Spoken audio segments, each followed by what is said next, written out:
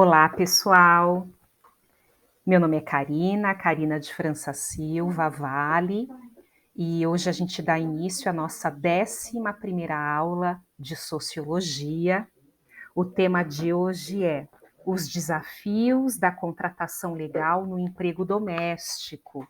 Eu vou aqui compartilhar, tá, a aula, os slides que eu preparei para vocês. Eu gostaria de saber se vocês conseguem visualizar os slides. Eu gostaria de saber se vocês conseguem visualizar, por favor. Eu não consigo ver o chat, tá? E eu gostaria que vocês falassem. Vocês conseguem ver os slides, pessoal? Ótimo, ótimo. Então, pessoal, como sempre a gente fala nas aulas, né, a minha recomendação é, por favor, vocês podem dar as suas contribuições a qualquer momento, tá? Qualquer momento vocês podem ligar o microfone e dar a contribuição de vocês. Logo mais eu compartilho com vocês os links dos textos que serviram de inspiração para a preparação dessa aula. Para mim foi muito comovente preparar essa aula, porque eu percebi, pessoal, que ao preparar, né, a minha fala, ao preparar os slides, eu percebi que em muitas aulas, né, a gente falou sobre essa questão do emprego doméstico. Se eu não me engano, na minha primeira aula lá com vocês, a gente falou sobre a realidade da empregada doméstica brasileira. Eu até compartilhei um texto meu que eu falo sobre essa questão da empregada doméstica e o Covid-19, porque foi muito emblemático que a primeira vítima registrada de Covid no Brasil foi exatamente uma empregada doméstica do Rio de Janeiro, tá? Então a gente vai falar sobre essa realidade. Então, a gente vai falar hoje dos desafios da contratação legal no emprego doméstico, essa realidade brasileira, tá? A nossa 11ª aula.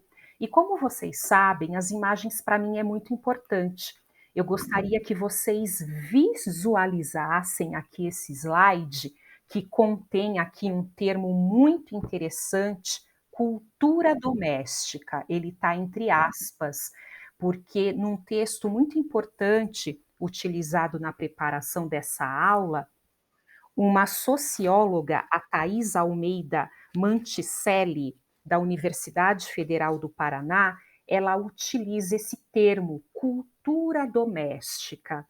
E eu gostaria que vocês visualizassem essa imagem e observassem o que essas duas imagens têm em comum, por favor. Eu gostaria que vocês verificassem para mim e me falassem o que essas duas imagens têm em comum, por favor.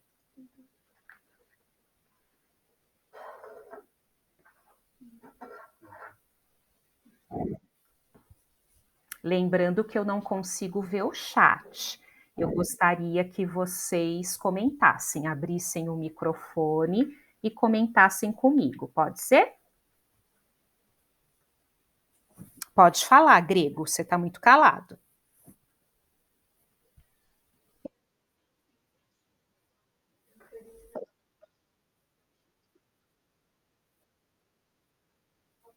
Tá. E você, o seu nome é? Fê, então eu escolhi você, Fê. Nessas duas imagens, Fernandinha, o que você vê em comum?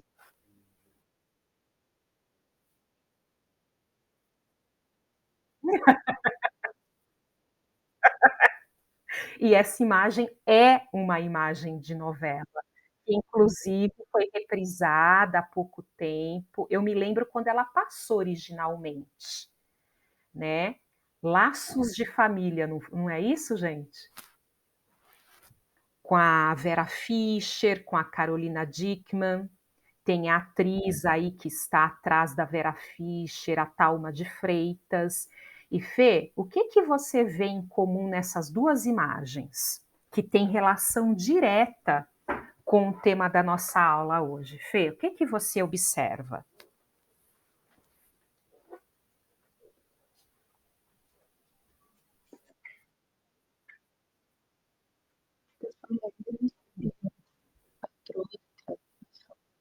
Perfeito, Fernanda.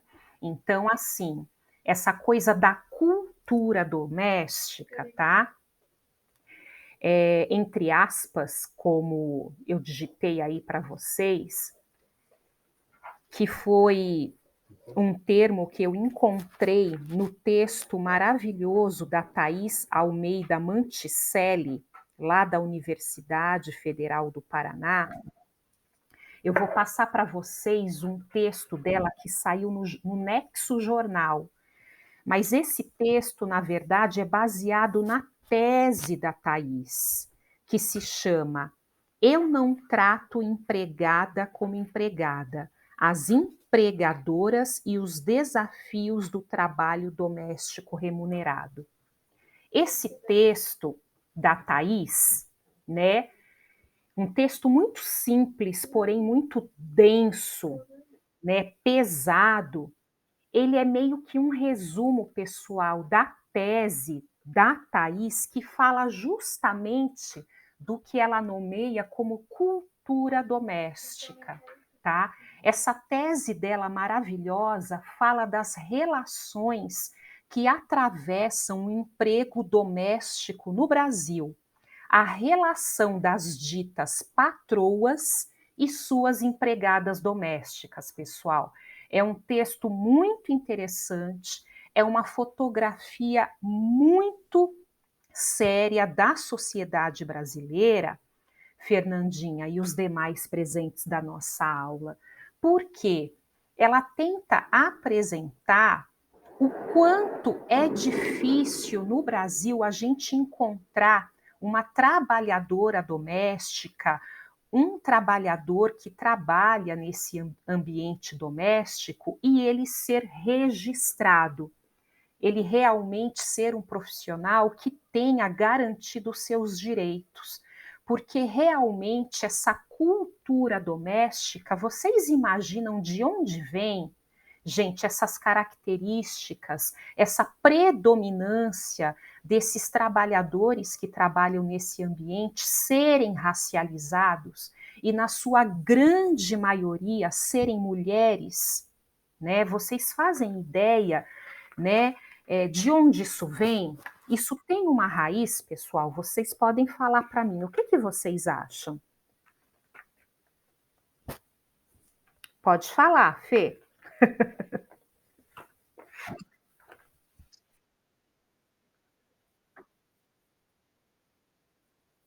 Perfeito, Fê. Perfeito, você matou a charada. Então, nós, pessoal, nós estamos em 2021. Nós estamos em pleno século 21, em 2022, perdão. Errei até o ano, fiquei emocionada. Nós estamos em 2022 e a gente vê aí de uma maneira muito escancarada resquícios do período de escravidão no Brasil, né? A gente, infelizmente, a gente convive com isso. E eu vou pular exatamente para o último slide, porque ele é o mesmo slide que eu utilizei na aula passada, na 10ª aula de sociologia para vocês, tá? Vamos refletir um pouco o legado escravocrata e os desafios das mulheres negras. Temos ainda o aprofundamento da precarização do trabalho, da pejotização e da uberização. Esse foi o último slide que eu apresentei para vocês na aula passada, que falava da uberização do trabalho, né? A gente utilizou esse termo que foi tirado, né, do aplicativo Uber, né, que é a maior empresa de transporte humano do mundo. A gente falou da precarização do trabalho, né, desses motoristas, desses ciclistas e motociclistas que utilizam, né, aplicativo, enfim, para terem algum tipo de renda por mês, mas a gente vê que essa precarização, ela afeta os trabalhadores e, sobretudo, as trabalhadoras domésticas no Brasil. E a gente vê, né, a predominância de mulheres negras nesse tipo de trabalho, justamente como nomeia a professora Thais, dessa cultura doméstica, né? Então existe essa naturalização, né? A transformação dessas relações numa cultura que ela bem nomeia como cultura doméstica, que nada mais é, pessoal, que a extensão do período de escravidão do Brasil. A escravidão, entre aspas, foi finalizada, né? Mas a gente vê resquícios dela ainda, né, em nossos dias, em pleno 2022, no século 21. Uma coisa muito interessante que eu quero deixar registrado aqui para vocês, e eu também vou deixar um texto para lá de interessante, um artigo da Daniela Balduino, e como sempre, eu dou preferência a autoras, né, textos produzidos por mulheres. A Daniela ela foi muito feliz porque ela redigiu um artigo chamado Empregados Domésticos, uma análise da discriminação legal em face do princípio constitucional da igualdade. Então, assim, pessoal, a gente sabe que a nossa última Constituição, ela data de 1988. A Constituição de 1988, ela tem um apelido muito bonito, Constituição Cidadã, tá? É nessa Constituição, né, que os povos indígenas, eles ganharam a categoria, né? Eles foram presenteados como humanos, porque até então, antes da Constituição de 1988, uma pessoa indígena, ela não era considerada humana. Foi apenas na Constituição de 1988 que os índios, eles ganharam esse estatuto, porque até então eles sequer eram considerados como humanos, tá? E também na nossa Constituição Cidadã de 1988, o racismo, tá? Ele foi colocado como crime inafiançável. Aí uma grande vitória do movimento negro brasileiro, tá? E também a Constituição, ela falava muito sobre essa questão do trabalho, mas ela não contemplava, né, no seu pormenor, porque a nossa Constituição ela é muito detalhada, ela é um texto muito grande, muito bonito, mas mesmo assim ela não contemplava no seu texto essa questão dos trabalhadores domésticos, sobretudo da trabalhadora, né, doméstica, também chamada de empregada doméstica, tá? E só depois, bem depois, que a gente se dá conta, né, da PEC das empregadas domésticas, que a gente se dá conta que depois de 2010, né, existe essa questão da PEC das domésticas e só em 2015, tá? Que elas de fato ganham direito, né? A questão da carteira assinada, férias, 13º, tá? Então a gente vê toda uma questão em volta desse trabalho doméstico que realmente dá dimensão dessa cultura doméstica, tá? Então, é muito interessante vocês fazerem essa relação de como a sociedade brasileira ela tem muito bem alinhavado algumas relações, tá? Que faz permanecer e perpetuar condições de servidão. Tudo resquício desse período de escravidão que o Brasil viveu, tá? Então, o que, que a gente vê nessas imagens, pessoal? Que relação elas têm com a cultura doméstica? tá? Eu acho que eu peguei imagens aqui bem emblemáticas, né? A gente vê uma trabalhadora doméstica correndo aí no afazer, tentando deixar essa casa tudo pronta antes que a sua patroa chegue em casa, né? Porque senão ela corre o risco de não ter a sua diária paga. E essa coisa ela é tão latente na nossa cultura que isso vai sim para as novelas, né? Essa realidade vai sim para a novela de horário nobre, novela que atinge cerca de 96% dos lares brasileiros. E uma coisa muito interessante na pesquisa da professora Thais, lá da Federal do Paraná, eu resolvi dividir a conclusão que a Thais dá em 3 fases, tá? Na pesquisa que ela faz das relações entre as empregadoras e as empregadas, as patroas e suas respectivas empregadas domésticas, a gente percebe o seguinte: que as formas veladas de diferenciações e de manutenção de desigualdades nas relações contemporâneas entre empregadoras e trabalhadoras domésticas, utilizando de um discurso de autonomia da trabalhadora para dizer onde este deve estar e como deve se portar, além das práticas de vigilância, de imposição de limites e das extremas idealizadas exigências em relação à limpeza e à organização da casa. Então, assim, pessoal, a gente percebe, e não foi à toa que eu coloquei aqui como item 1, tá? Existe tão forte na sociedade brasileira essa cultura da servidão, essa cultura doméstica, né, que as ditas patroas, elas ficam em cima das pessoas que fazem esse trabalho de limpeza em suas respectivas casas, né? E essas diferenças, essa manutenção das desigualdades que a Thais coloca tão bem para a gente, coloca essas patroas numa condição de status, né? Então, o fato dessa mulher ter uma empregada, isso foi constatado em pesquisa, isso lhe dá status. Então, pessoal, a gente vive numa sociedade onde as pessoas não aprendem sequer limpar o espaço onde vivem.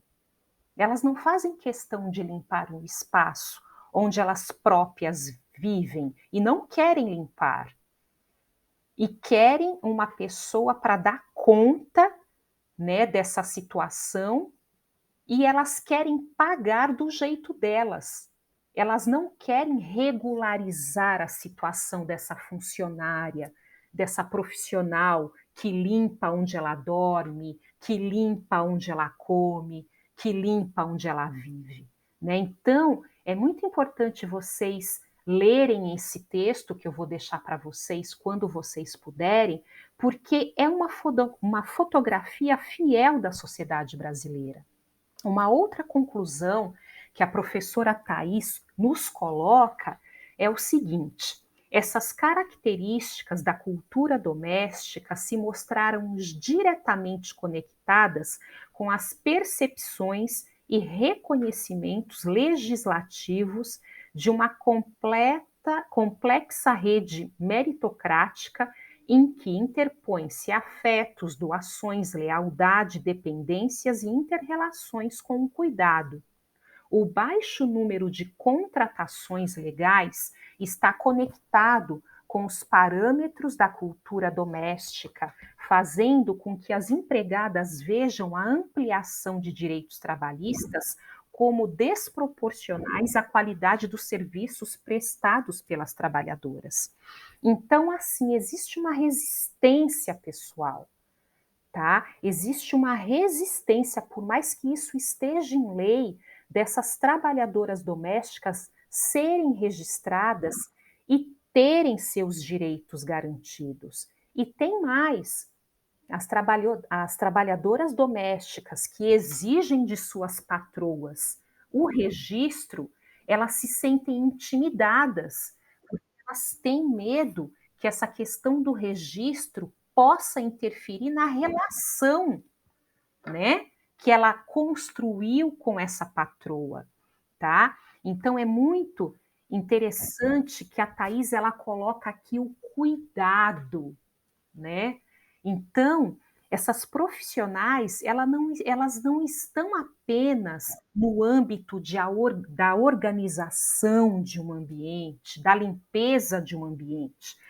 Essas trabalhadoras, elas extrapolaram essa questão e entraram na ordem do cuidado, tá? Porque elas cuidam do ambiente onde uma família mora e elas acabam cuidando dos membros dessa família. Então, as trabalhadoras domésticas no Brasil, elas vivem nesse dilema de cuidar de ambientes e pessoas, mas ao mesmo tempo elas não são valorizadas. E quando vão exigir os seus direitos, elas correm o risco de serem dispensadas, porque existe aí uma verdadeira multidão precisando trabalhar. Vocês conseguem fazer essas reflexões? Vocês conseguem dimensionar, né, essa problemática? Vocês querem contribuir com alguma coisa?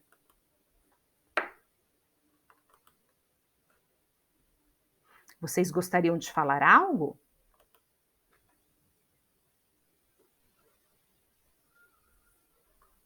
Deixa eu ver aqui no chat como vocês estão.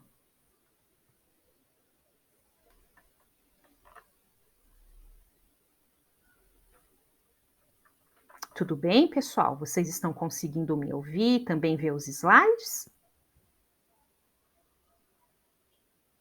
Vocês gostariam de fazer algum tipo de contribuição? Está dando para acompanhar?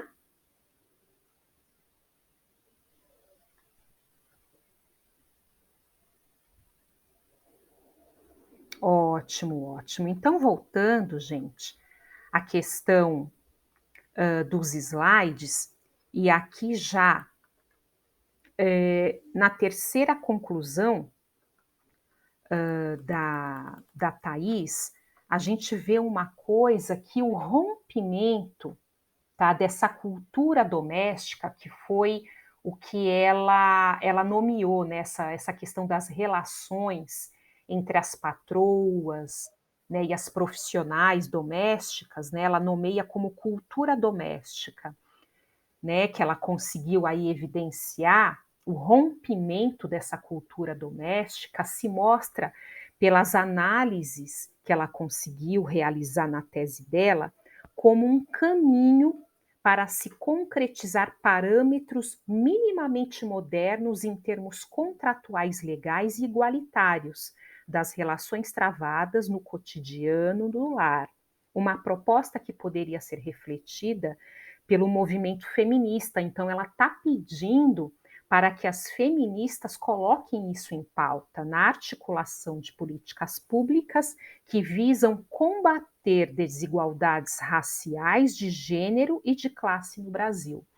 Então, a professora Thais, tá? Ela não ficou contente apenas em nomear esse tipo de relação que ela conseguiu detectar entre as patroas e as empregadas, mas ela também pede ajuda ao movimento feminista, que é intimamente ligado às opressões de mulheres, e que os movimentos feministas eles consigam propor através de construção de pautas de políticas públicas, né, um modo de combater a cultura doméstica, para que isso de fato acabe, porque só assim, né, essas profissionais conseguirão de fato ter seus direitos garantidos, né, elas poderão de fato ter, para além da carteira assinada, uma jornada de trabalho coerente, tá? A manutenção também de suas saúdes, de suas famílias, para elas não terem que trabalhar horas a fio ou terem que se mudar para a casa dessa família e viver única e exclusivamente para essa família, né, para elas não precisarem voltar à escravidão, porque o que a gente vê é a aniquilação de vida de muitas mulheres apenas para dar continuidade a essa cultura da servidão, ou como a Thaís fala, essa cultura doméstica, tá? E mais uma vez, né, eu mostro o slide que finalizou a aula passada e que também serve como pano de fundo para a nossa aula, aqui a aula 11ª do nosso curso, é a gente pensar no legado da escravidão e como é difícil ser mulher no Brasil, sobretudo uma mulher negra, uma mulher racializada, e o que ela tem que enfrentar diariamente no seu cotidiano para sobreviver, se submetendo a um tipo de trabalho que remete à escravidão. Então, pessoal, é muito interessante a gente perceber que nas relações trabalhistas, né, o registro dessa categoria profissional, apesar de ter sido uma conquista, né, um número pequeno de profissionais ainda persiste, né? Então a gente tem que verificar e ser crítico nessa análise e propor mudança, colocar isso em pauta, convocar os movimentos que dialogam, né, com pessoas que são responsáveis em formular leis. A gente tem que trazer isso para o debate. A gente precisa trazer isso para o debate. Vocês querem complementar com mais alguma coisa, pessoal?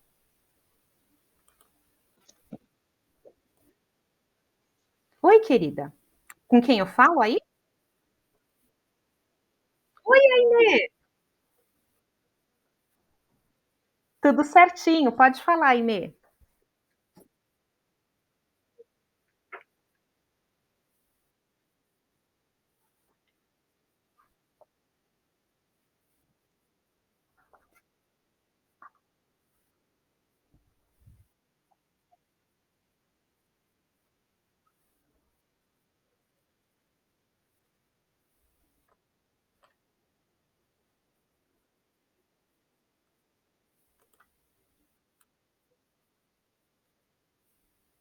Sim,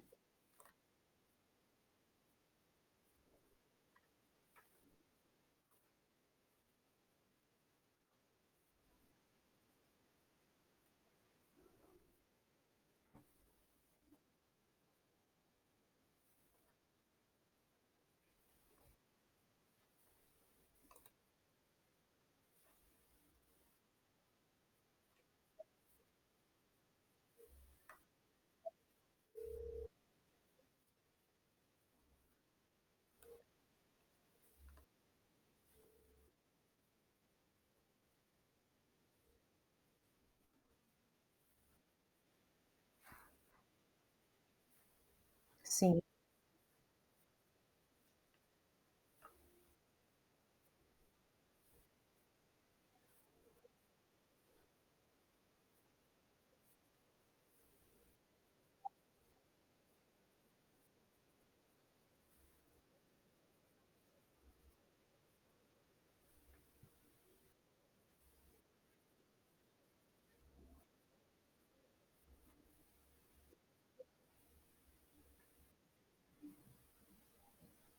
E essa casa onde ela morava era a casa dos patrões, Aimee?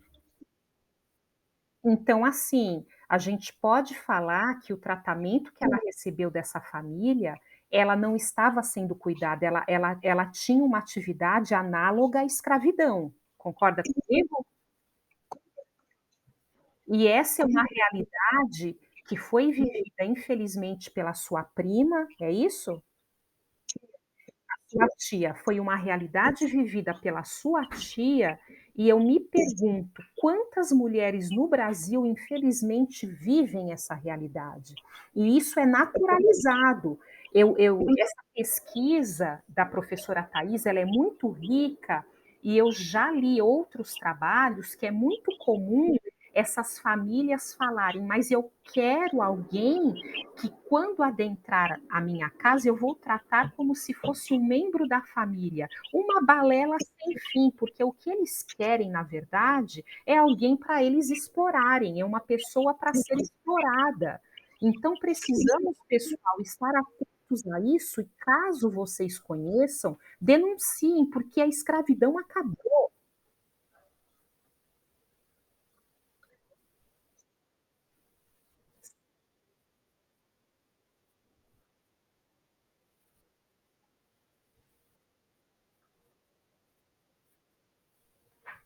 Sim,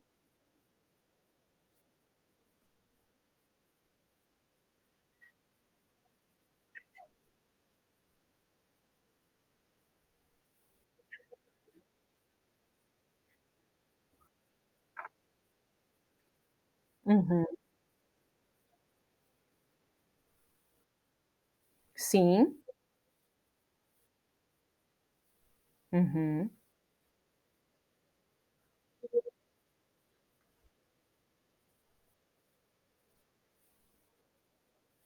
Isso, eles aprisionavam as 3. Eles aprisionavam as 3.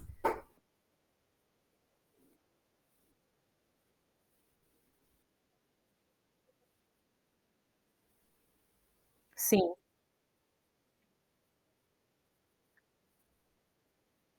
uhum. Meu Deus, sim.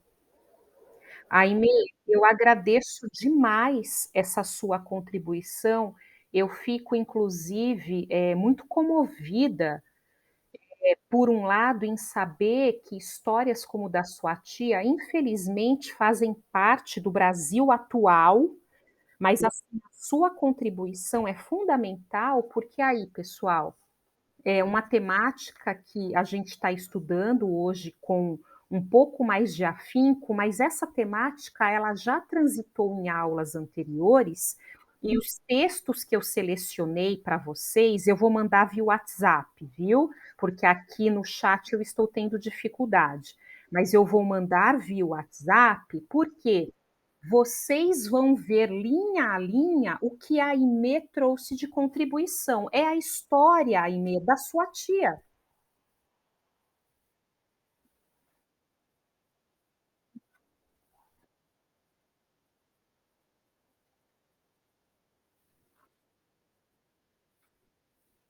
Sim, sim. E é muito importante a gente combater isso, e o meu sonho é que daqui a um tempo no Brasil não exista mais situações, dessa natureza, de pessoas serem aprisionadas para servirem pessoas que estão numa situação de privilégio, né.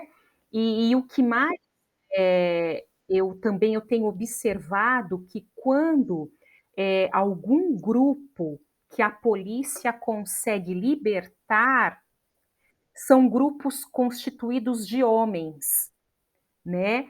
Então, assim, parece que existe mais denúncia quando encontram homens aprisionados, mas quando se vê mulher aprisionada, são poucas as denúncias, sabe por quê, pessoal? Porque infelizmente se naturaliza a questão da mulher estar ali para servir. Então, olha só o nível da violência de gênero. A gente precisa se atentar a isso. Então, por que que a gente naturaliza uma mulher que está numa condição de servidão? A gente não pode naturalizar isso. Eu acredito. Pois desculpa, eu te cortei, Aimee, pode falar, querida.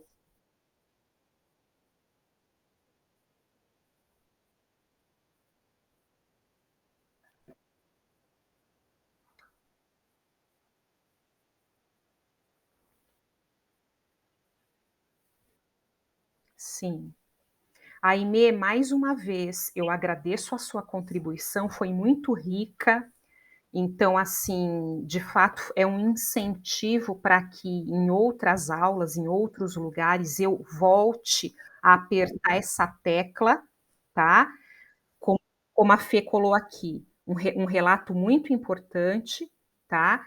O seu relato só tornou rica a aula, e eu peço a gentileza de vocês, quando puderem, lerem os textos que eu vou compartilhar no grupo do WhatsApp da turma, porque vocês verão com mais clareza o relato da Aimee, por meio dos textos, e como isso é um problema real na nossa sociedade brasileira.